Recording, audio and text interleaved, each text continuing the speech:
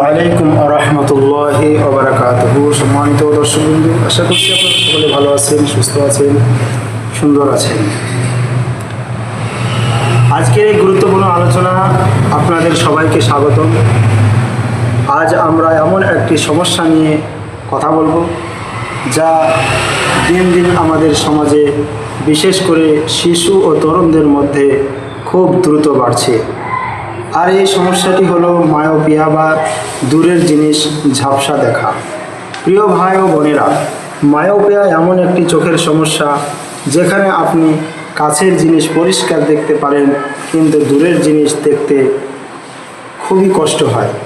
অনেক সময় আমরা দেখি কেউ দূরের কিছু দেখার জন্য চোখ কুঁচকে তাকায়। এটাই মায়োপিয়ার একটি সাধারণ লক্ষণ। এখন প্রশ্ন হলো, এই সমস্যা কেন হয়? প্রথমত, যদি আমাদের চোখের গঠন স্বাভাবিকের চেয়ে একটু লম্বা হয়, তখন আলো ঠিকমতো চোখের ভিতরে প্রকাশ করতে পারে না, ফলে দূরের জিনিস ঝাপসা দেখা যায়। দ্বিতীয়ত, বংশগত কারণ। যদি বাবা মার কারো এই সমস্যা থাকে, তাহলে সন্তানের মধ্যেও হওয়ার সম্ভাবনা থাকে। তৃতীয়ত, বর্তমানে সবচেয়ে বড় কারণ অতিরিক্ত মোবাইল, কম্পিউটার এবং বই কাজ থেকে দীর্ঘ সময় ব্যবহার করা। আমরা অনেকেই ঘন্টার পর ঘন্টা মোবাইল স্ক্রিনে দিকে তাকিয়ে থাকি, যা আমাদের চোখের জন্য খুবই ক্ষতিকর। চতুর্থত, বাইরে কম সময় কাটানো। আজকাল আমরা প্রাকৃতিক আলো থেকে দূরে সরে যাচ্ছি, যা চোখের স্বাভাবিক বিকাশে বাধা সৃষ্টি করে। প্রিয় দর্শকবৃন্দ, এখন আসুন জেনে নিই এই সমস্যা থেকে বাঁচার উপায় কী। প্রথমত, একটি গুরুত্বপূর্ণ নিয়ম মনে রাখুন, 20-20-20 নিয়ম।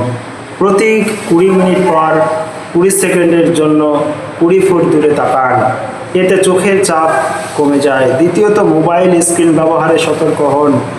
অন্ধকারে মোবাইল ব্যবহার করা একদমই ঠিক নয়। তৃতীয়ত, প্রতিদিন অন্তত 1 থেকে 2 ঘন্টা বাইরে সময় কাটান। মায়োপিয়া থেকে বাঁচার উপায়, 20-20 নিয়ম মানুন। প্রতি 20 মিনিট পর 20 সেকেন্ডের জন্য 20 ফুট দূরে তাকান।